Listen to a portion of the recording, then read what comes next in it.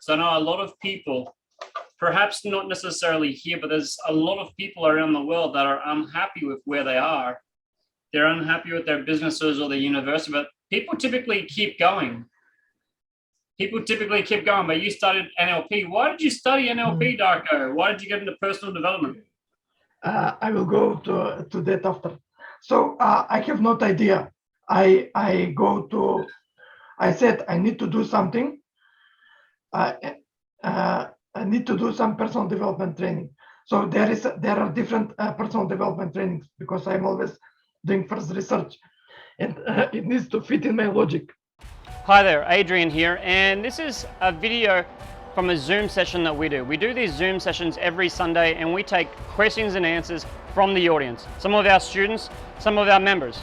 We never know what questions are coming up, so I'm always excited to do these sessions and I hope to see you at one of them. Make sure you hit the subscribe button below and check out the other playlists that we have. Thank you, enjoy.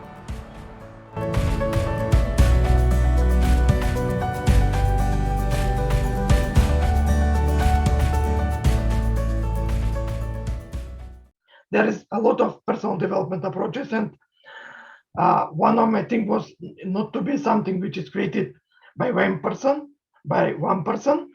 So my thing of the world is need to be widely recognized. So not to be some theory, someone thinking about something, and now I'm learning his teaching. And when I go through this, first I find easiest thing was that I found NLP in my country. It was near to me, and I want to be in person because that was my thinking at that stage. I found in my country, and I found that NLP is highly recognized. So it is a huge theory. Behind that, it is connected with psychology. So we cannot deny the technique of NLP. Maybe someone will talk, but it cannot be denied. It is also scientific. There is a huge structure which was good to satisfy my needs. Let's say now I know that is my left side brain needs. That needs to be logic, needs to be structure, needs to be recognized. And then I decided, as I say, I went to do NLP training. So it was my first training in my country. But during the time, I have done a couple of them. So it is not, I don't have one certification. Then I decided to, because I felt that there is a lot of influence on me, I was trying to find out what is behind NLP. Okay, so what was the problem? I shared that I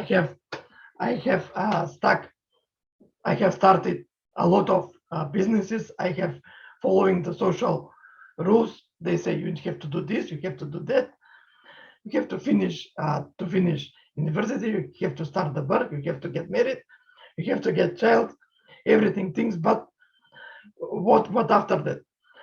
And I felt stuck. That means I have these beliefs in myself that I have to do this, but I have not good feeling.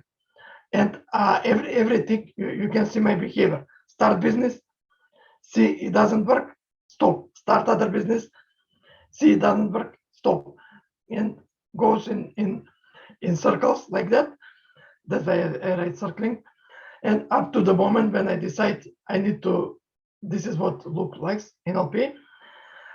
This is how I create change, and that I want to stick to helping people, and that is what I'm doing now, helping and supporting people. I have clients from different parts of the world, from US, from Australia, from someone from China, doing training. So all my work now, full-time work, is to help people as much as I can, and I'm still learning and developing myself. Adrian can, as my mentor and trainer, can confirm this.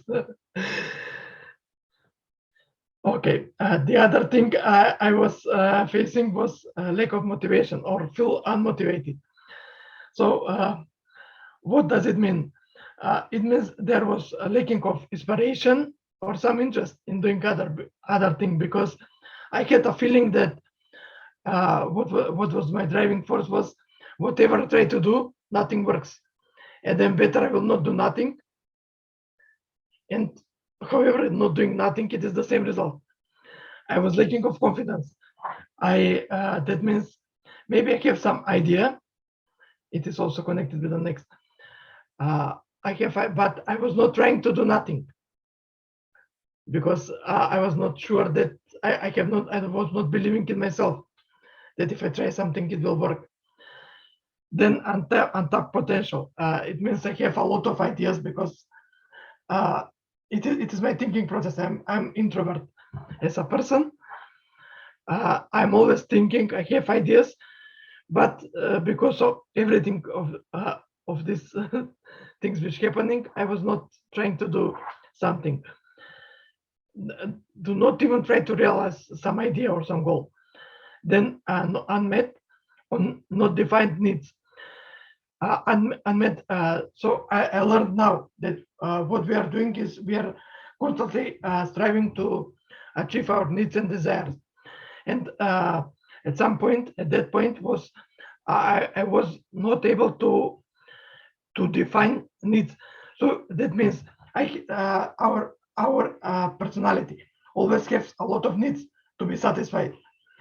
So at this moment I can say, okay, for that time I'm talking. Okay, today I want to start a new business. I will go there and do something. Other day I will wake up and say, that was a good idea, but let's start something else and doing something else. Then, okay, that is okay, but I will start learning something new. And that's how I was circling again, going in circles. So I was not able to define one single idea which I will be passionate and go through it. But I was doing many different things. And as a result of that, there was, there is no feeling of satisfaction. There is always a physical tension that I can do something else. I can do something more. I'm not using my full potential. Negative self-talk, which leads to physical symptoms, which means pain in chest, some anxiety, general anxiety disorders, things like that. So that was the problems which I was facing. And what I want to share at this point is now when I'm reading, and now I'm doing master NLP practitioner, and now going reading more about what is happening. And I found out the quote from Richard Bandler and Virginia Sutter. And so they said that changes happen. So we all know that something is good, that we need to do something, that it is not good what we are doing. That is our self-talk. But changing is happen when we're going to decide enough is enough. I need to do something. And up to that point, the change will not happen. There is one another quote I want to say from Virginia Sutter. She says, we think that surviving is most important need of the humanity. But not surviving, staying familiar with the thing is most important. That reminds me that we are willing as a humans to stay in a certain place because it is sure. So I will stretch myself.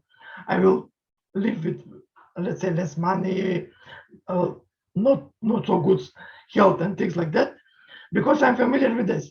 I will not make a change, even not try. So that is something interesting. And yes, so some of my personal changes I have experienced during the let's say it is a period. I cannot say it is it could happen overnight. Some changes can't happen. It is like puzzle. Our personality is like puzzle. It has a lot of different aspects which can be which we need to change and to improve. But when we'll see one thing that if we change a little small aspect, then become more confident. Oh, I say, oh, I made this. Okay, this is my inner support. I can say, if I do this, now I can make this tiny change, this another thing, and then to make improvement. So first thing I can share again the fresh perspective on my life and career. So what happens here? It is not that if I learn, if I again learn in economy that I need to sticking in economy. But the thing is that we are constantly changing. We are going into the changing process even now, even after this talking, there will be change in my thinking. For me, will be one webinar delivered more confidence in talking. For other people, maybe some will have ideas. So that now I know that we are changing all the time, and I'm not fixed in one thinking. Then after the other thing, what I'm experiencing is understood and aligned my values. So I can remember at that time, it is a saying, you are confluent, which means I was not watching what is my value, what I need to do. But always, let's say I'm talking with someone and he will say, let's do this. And I can say, okay, we can do it. But no matter is it with my values or without my values. One of the things which now pop ups on my mind, I shared that I was in the real estate sector a good 2 or 3 years. And I was achieving, I was selling, I was doing, solving a lot of problems in that sector. But it brings me a lot of money, but it was not aligned with my values. It was, I want to teach, I want to help people. I was helping, but it is other kind of help. I need to go to, there was always someone to pursue, someone to say, it is very hard in my country to find a clear thing just to go and do buy and sell process, but it needs to be paid, bills paid. And it was not with my values aligned. Now, I understood that it is not, and I'm not working. I decided that I can change this thinking, and I'm now doing what is in my value, what is my passion, of course. Develop resource to succeed. This is very how to say, interesting. It means that when I see that I can, something is not working, and I say, okay, what I need to do? I need to learn more. I need to find a technique. So why I start Gestalt therapy? After I finish NLP, I say, okay, this is what I need. This is what I like to do. And because I am introvert and I was a totally different person than I was now, I was not talking at that time. I was someone who is sitting at the end in the classroom and just writing. And I thought that people will see my potential, but it does not work in that way.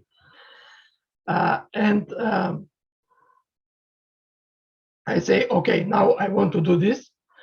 I want, NLP is working, definitely is working for me, working for other people. How I will, what I need to do to start delivering my knowledge. And I said, okay, I need to understand how people thinking. I need something psychological. And then I decided to go in Gestalt. And it took 6 years up to now. 6 years is a bunch amount of time, but if I have a goal, if I want to achieve what I want, then it is worth. It is worth. And that's how I started and developing my resources. Then changing. I wanted behavioral patterns. We as a personality, we always have something we want to change in our behavior. But through NLP, we are learning techniques, we are learning skills, so we can change our behavior. We're always looking what is behavior, what is our behavior, and then going. NLP offers techniques to go deeper in the background, in our unconscious, to see what is causing that behavior. And with some things, interventions, we can change behaviors, and it is real. I still have some behavior which I am striving to change, but now I know that it is possible, and I'm working, not stopping to develop it. That what Adrian, I like what he said at the beginning, that we are still learning, and we are always learning. And then develop more flexible and winning mindset. That is the mindset. Everything else before goes through developing NLP mindset. Okay, what is the main approach? So NLP, history of NLP, it is based on studying on now. I decided to read the books from the founders of NLP, and now gain more knowledge about this. So yes, NLP model is based on studying at that time was best of psychotherapists. So the history says that at that time Richard Bandler was the creator, the one who starts the main, someone who has the basic idea to start and modeling, and he says he got in Gestalt therapy, he got with Fritz Perls, he started transcribing his words and sessions, and he says why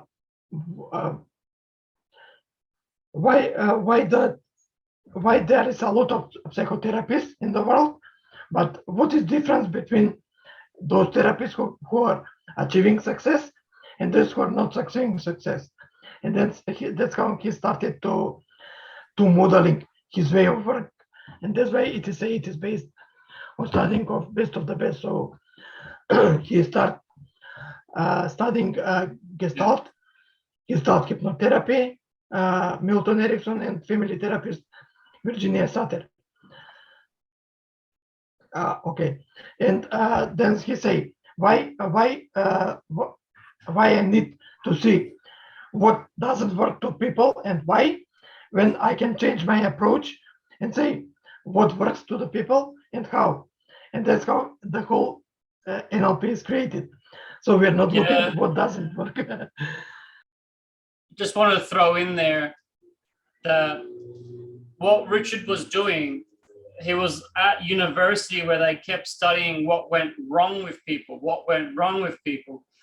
And instead of looking at what went wrong with people, Richard wanted to look at what went right. Why were some psychotherapists able to get results over and over and over again? Why were some psychotherapists able to continually get results? And why were some not?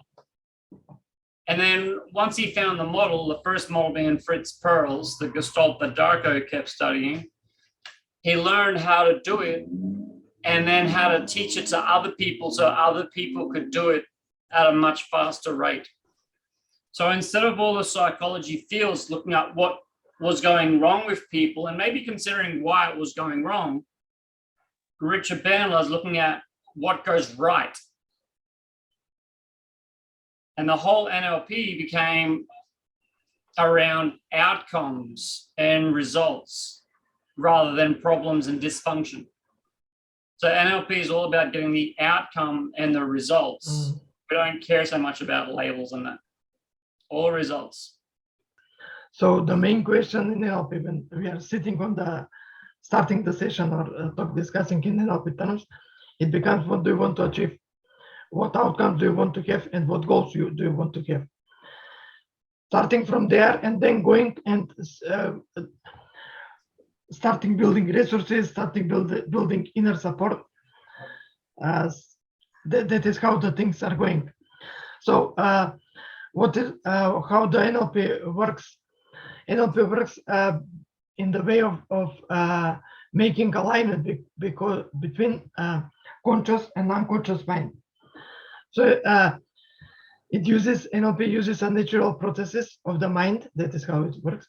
Natural processes, and psychologists says that our mind consists of conscious and unconscious, and they are doing many different things how to do it. But NLP describes that we can consciously, when we are in the session and learning, we consciously work on our unconscious mind. And how is this happening? There is a lot of different techniques which NLP offers to us, so we can work and to shape what we want to change and want to achieve. So there are different something. There is, of course, there is something we need to change from the history, and it offers, let's say, cleaning of negative feelings. Then it offers techniques for achieving the best results, improving motivation. And what I want to share is that in NLP training, it offers the techniques that they are immediately applicable. So after 3 or 4 trainings, let's say, you will see that it works and how you can use it. And after that, if you want, you can go learn deeper and deeper. It offers a quite good amount of theory for those who wants to learn more, and techniques for those who are more wants to just to do the thing. In some case, Richard Bandler says, "I do not care how it works. What I care is what works, and how what works, not how." And he say, "I do not need psychology, because I have the technique. I will do the thing. You will come with me. I will solve the problem. How it works, it doesn't matter. The thing is that I can solve the problem." Yeah, I like to get into it. So I'd like to ask you guys, do you know what you want? So we have this thing called the 5 principles or 5 keys to success. And as Darko was talking, he shared a pile of stuff. And inside of that, there's actually a structure that a lot of people go through. Firstly, it was knowing what you want. And he was pretty clear that he didn't want to stay in these businesses. He was looking for something more. How about you? Have you hit the point, or have you hit the point perhaps numerous times in your life where you know you want change or something different? And if you know what you want, can I see a yes or a no? You can write a yes or a no in the chat box, or a Y or an N. You can share what it is if you like, but do you know what you want? You can go as specific or as broad as you like. What do you know what you want?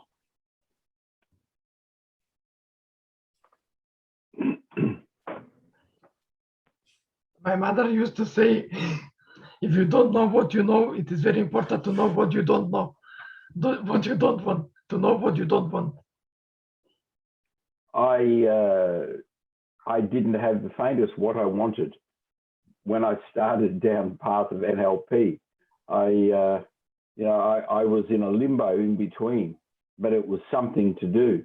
And it's interesting how my intuition guided me to do something which was right.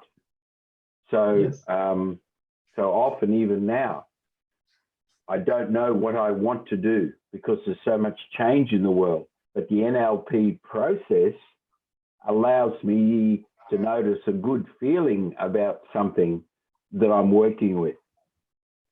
So that's, yeah. And I think I've spoken to many people who don't know what they want to do. But Yes. like me, they know they don't want to be able to do that anymore, or are not able to do it anymore. So that's That's what I think the NLP process has helped greatly. Yes, yes. Intuition is very important to follow. The thing is that in our society, they does not, when we are programmed, when we are not to generalize. When I was growing up, I was not. I have some intuition, but I was not thinking. You have to do business. You have to do money. You have to do this. You have to do that. You have to achieve. So I was not watching in intuition. I was not able to communicate with people. So for me, there was not communication like sharing experience with you now. So my approach was, I do not have nothing to share with you, but we have planned today. We have this, and this. Have you done this? Not. If not, why not? No discussion. That was how society. I don't like it. I don't like it, but I thought I was programmed that this is the real. This is how it needs to be.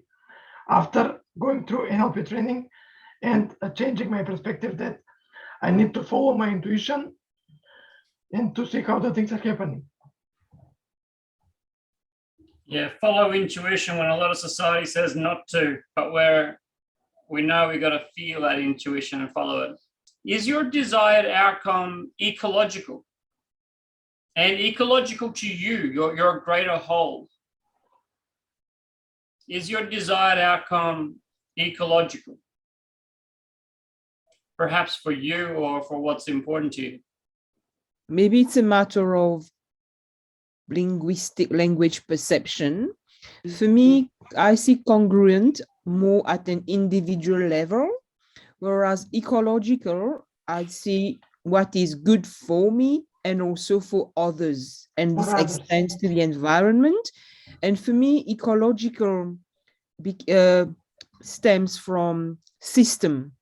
Like each of us, we are a system, and at the same time touching other systems, like systemic approach.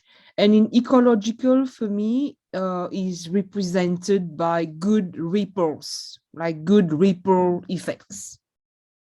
Sometimes my own desire, desired outcome, at an individual level, might be good for me, but then it might not forcibly have a good impact on people I love and others around me or on the environment.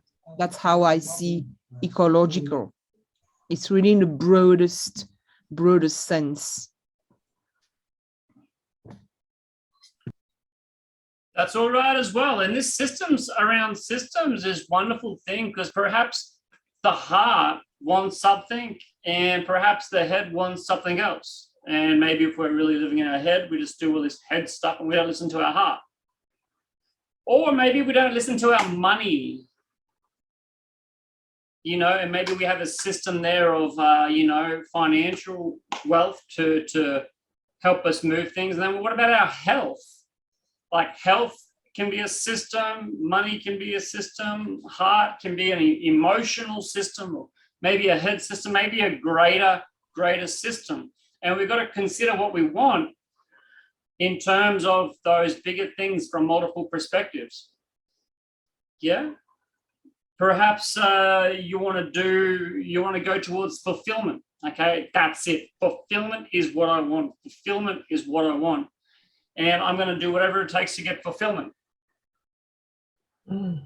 Maybe that's okay for some people, but if you have children or you're providing a roof and a house, maybe you got to consider that greater picture. Or if you're thinking about starting off and you're at a particular age, maybe you should, maybe you shouldn't. Or if you want to take a life turn and do something else because it's rewarding and fun, can your body do it? Can your mind do it? Can your health and your wallet and the house provide for it? We've got to look at that bigger overall picture and take the time to really figure out if we really do want it. Because if we want it, but part of us doesn't want it, or if we want it, but we don't have the health for it, we want it, but we don't have the money for it, we want it, but we don't have the balls to do it, or we don't have the characteristics or the skill sets. it would be probably good to figure that out at the start, wouldn't it? Take a bit of extra time at the start to figure it out.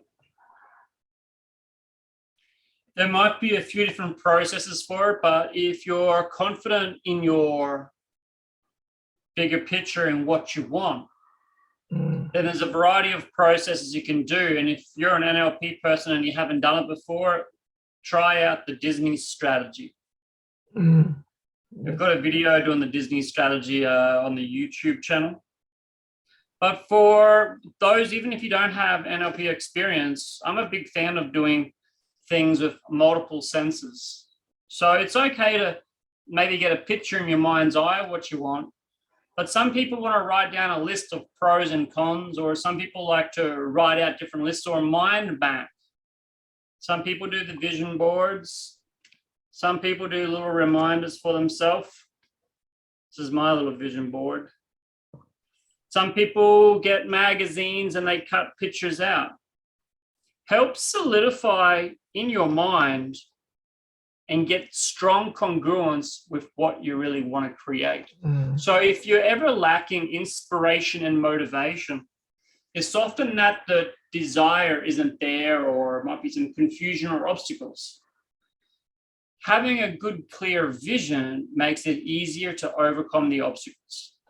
I found that in my first NLP course and some of my subsequent ones, they taught this traditional goal setting thing, like well-formed outcomes, and I think they're great. I also think they're largely from the sports field. Most NLP trainers I talk with, and a lot of professional coaches as well that I talk with, a lot of them, rather than doing like traditional goal setting, they tend to do more of a direction or intention. Intention or direction rather than SMART goals. But it's up to you. I actually think a bit of both. Bit of both. I'd love to hear what you think, starting with Jay.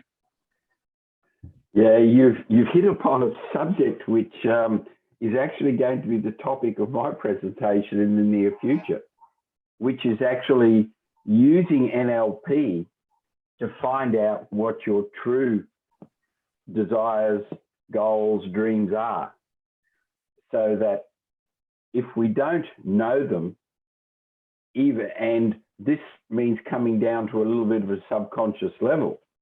So NLP provides techniques which allow us to truly find those more subconscious desires. And I see this as being on a number of different levels. Like we have this broad goal. And for instance, and I'll use the example, in my men's group, I found, and through processes, what my mission statement was for my life. And we'll touch on this a bit, but my mission statement is, I help make the world a better place by being a supportive listener. Now, interesting, I was accused by many people of talking too much. So it was a total opposite thing that I could not even imagine. But 12, 18 months after doing that process, I came across NLP and started down the path. And the biggest facet of NLP is you're listening to people and you're supporting them. So it became congruent because my life path joined up with what my true mission for me as a person is. So this is where congruency, I saw that, congruency, you've got to understand truly that subconscious part of you to find what that on different levels, missions, and I agree, goals, I don't like at all, so yeah. And when you have that, Jay, when you have what Jay's talking about, the motivation and the inspiration comes so much easier. It's more automatic. And if there's a day where you're lacking inspiration, it might be okay because you've already got the SMART goal. You've already got the vision board up. And that kind of stuff might get you going again on those days when you're down. So that makes the second key even easier, which is simply taking action. Taking action. Taking action. You can think and plan all you want, and perhaps planning is an action, but we've got to actually start to take that action in the outside world.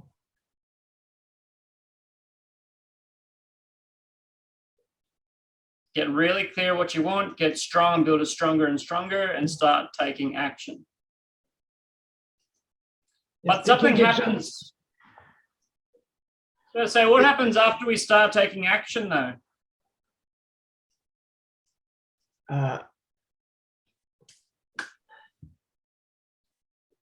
Response. Response. Sorry, Darko. Feedback, yes, getting feedback. Bernadette also. Feedback. Feedback, yes. When taking actions, we are getting feedback, but taking action is the most important thing, which we need to do when we have a goal, when we have something we want to achieve. Taking action is something most important. We need to watch is our actions which will take, is it congruent with us? It goes in the planning process, but we need to take actions. We cannot expect that something will change if we do not take action. So it is, I think there was a quote from by Albert Einstein, says, you cannot expect things to happen differently if you are doing in the same way. So taking actions, getting feedback, and if the feedback is good, continue doing the things. If not, try something else. Can I just add something to that, Darko? Yes, it's just a one-liner, really, and it's the importance of your communication is the response you get. So it's always sort of out you go, feedback you get, out you go, feedback you get again. So the importance of your communication is the response you get. Yes. Okay, that's anyone has something to add here?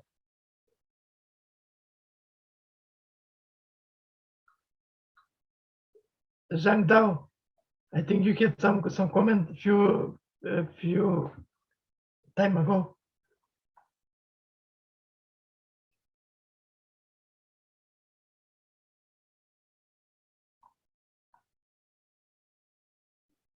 Okay. It's a matter of getting my kitties to bed. Mm. I know what I want. I know what I want. Kids are sleepy. You know what the kids want? They want to come up, see what daddy's doing. It's like, no. So I listen. I hear that feedback. I try again. But sometimes I try a bit differently. Always very differently. If the feedback is not good, we need to try differently, do other thing. Well, if the feedback isn't right, we might have to be a bit more flexible. I think that might have came up already. Flexible. This is also important part, which we need to develop during the process. I'm talking about NLP, but whatever part you take, there must be flexibility in our behavior. If you see that something is not working, try another way to reach the goal. Flexible. And how can you be flexible? Flexible with what? Flexible with what? Flexible with actions. Flexible with our actions. Flexible with Actions our and goal. With goals, there is a different way. Oh, flexible in the way we communicate. Flexible in how you respond to something. Nice one, Mark. Flexible in the way you respond.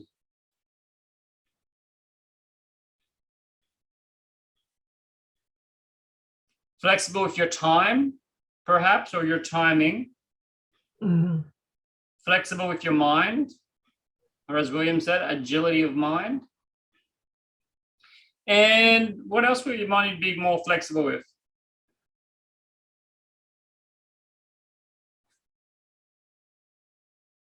Well, it'll certainly help if you have flexibility with your body, the ability to perhaps do late nights, or perhaps the ability to do long days, or perhaps the ability to really tune in to your body. Maybe Perhaps Adrian, maybe flexible in allowing things to happen. flexible in allowing things to Things happen. to happen. Sometimes stuff just happens. Just And there's a bit of a catch with that in the NLP world, or perhaps the personal development world. One is that we are responsible for everything. So if someone gets cancer, or if you get cancer, does that mean we're responsible for that? And ultimately, there's one way we could say, yeah, we are, because we're alive. Mm-hmm. Yeah. But, you know, I don't know if that's the best way to think about things. So sometimes there are things that happen outside our area of responsibility. It is. I was just learning yesterday because I'm preparing now some exam. So it is to like Adrian says, someone get cancer, but let's say it should not be cancer. It should be some situation. So we are not always. We cannot take responsibility if we are born in a low economy somewhere, or maybe you are in war. So it is not your responsibility. But what comes to our responsibility is how we are going to react. So it is our responsibility to find the thing, the idea, the belief, to change belief in order to survive and to feel better.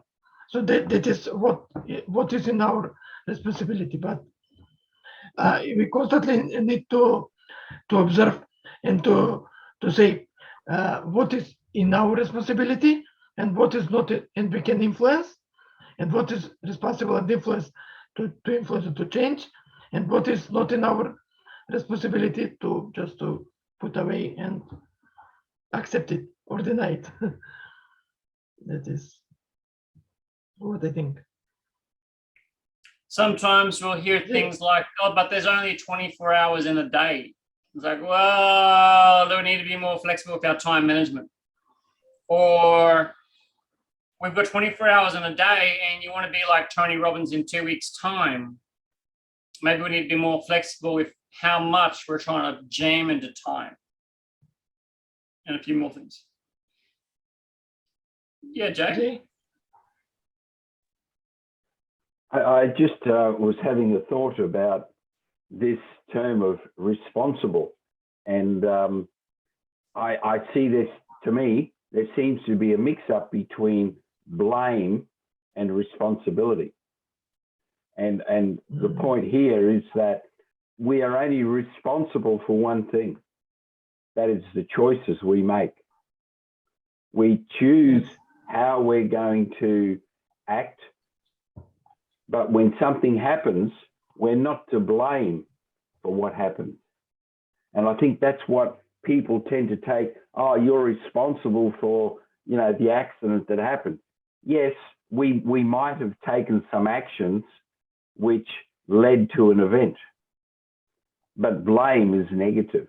It goes, okay, so what's the action we take now? You're responsible at any moment for the decisions you make. And I think that, for me, is really a clarification so that people can feel more empowered. Mm-hmm.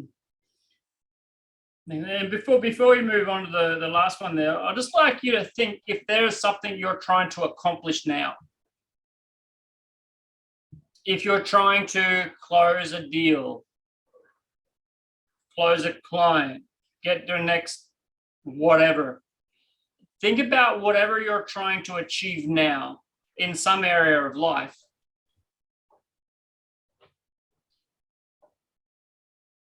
Is there somewhere in there where you need more flexibility? And what is that thing you might want to write down? Where do you need more flexibility?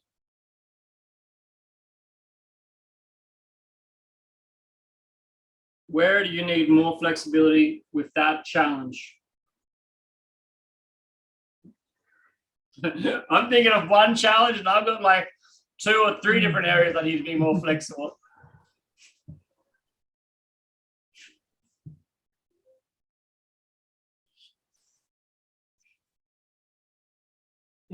It is a really good question if I think about myself. So I think that I will be more flexible in allowing that's what I say, allowing things to happen. I'm too controlling and too much like to control, but I know that Adrian is not much supporting control. So pick a challenge, any challenge you've been happening, and where do you need more flexibility so that you can succeed?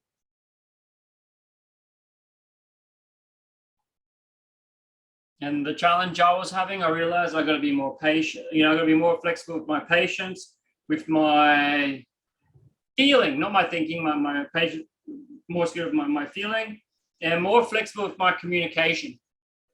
So I need 3 different areas I need to get more flexible with to get the desired outcome. Good to be aware of that. Now, perhaps I could work with an NLP coach and do a bit of a self-concept and increase those things. I could find examples in my past where I have been more patient, magnify them through the timeline or self-concept, or perhaps change the submodalities of those things, or hypnotize myself to have more of those 3 things. Hypnotize myself to be more flexible with communication. Could change the submodalities. I could find past experiences where I have been. I could do rehearsals. Yeah. So there's a collection of different things I can do to increase the flexibility to achieve the outcomes I'm going for there. Oh, just got a little note from Mark. I think this might have been for the group. Mark saying he's got to go out for dinner. Thanks for a great chat as usual. Funny how so much comes back to understanding your why, which affects our mindset, outcome as a result. Look forward to the next session. Right on, Mark. So flexibility is key. Where do you need to be more flexibility? And that brings the last of 5 points that we had out. And the 5th and final point, like there could be more.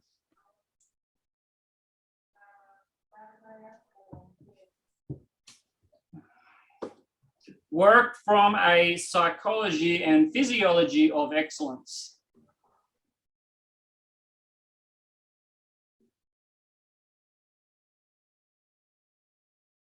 This is a good one.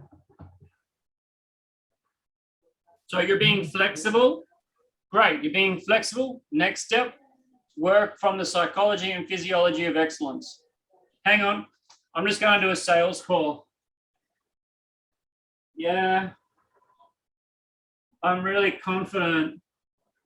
Yeah, confident. You know that's not going to work, right?